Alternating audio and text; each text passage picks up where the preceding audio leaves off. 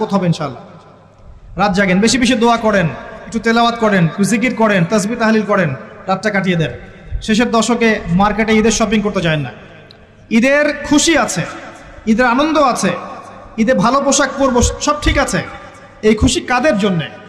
কদ আফলাহা মান তাযাক্কা ওয়া যাকারা ইসমা রাব্বিহি ফাসাল্লা। কার জন্য ঈদের খুশি? যে ব্যক্তি রমজান মাসে আত্মশুদ্ধি অর্জন করতে পেরেছে, রোজা রেখেছে, যাকাত দিয়েছে, নামাজ পড়েছে, লাইলাতুল কদরে রাত জেগেছে, তারাবি পড়েছে, ইত্যাদি ইত্যাদি। এই ব্যক্তি আত্মশুদ্ধি অর্জন করেছে, এই ব্যক্তির জন্য ঈদের খুশি।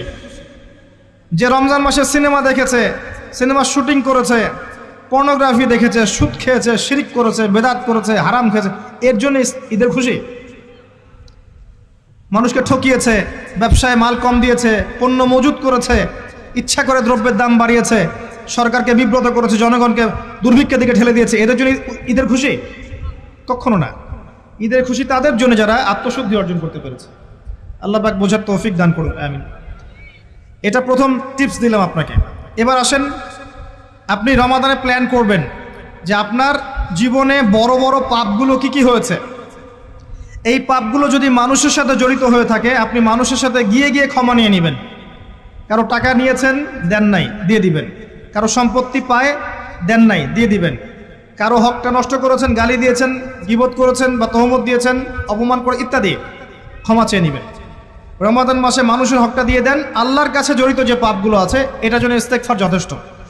খালি যদি বলেন আস্তাগফিরুল্লাহাল্লাযী লা ইলাহা ইল্লা হুয়াল হাইয়ুল কাইয়্যুম ওয়া আতুবু ইলাইহি, 1 সেকেন্ডের মধ্যে আল্লাহ পাক আপনার সমস্ত পাপকে নেকি দিয়ে পরিবর্তন করে দিবেন ইনশাআল্লাহ।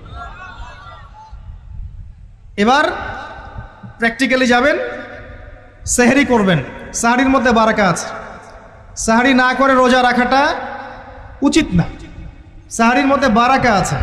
একটা খেজুর হোক, 1 গ্লাস পানি হোক, আপনি সাহরি করবেন, এর মধ্যে বারাকা আছে। এবং সাহরির সময় এমনভাবে খাবেন না যে এটা আপনার জীবনের শেষ খাওয়া। কথা বুঝতে পারছেন? এত বেশি আইটেম করতে যায় না, এত বেশি ভোগবিলাসী হয়ে গেলে রোজার আধ্যাত্মিকত্ব থাকবে না। সেহরিতে অল্প খান, যদি খেতে হয় পেটের 3 ভাগের 1 ভাগ খান, 1 ভাগ ফাঁকা রাখেন, 1 ভাগ আপনি পানি দিয়ে পূর্ণ করেন।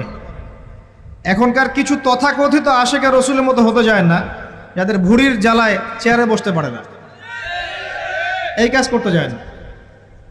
এটা মুসলিমদের শোভা পায় না। আমরা পরিশ্রমী জাতি, কর্মঠ জাতি, আমাদের এইসব শোভা পায় না।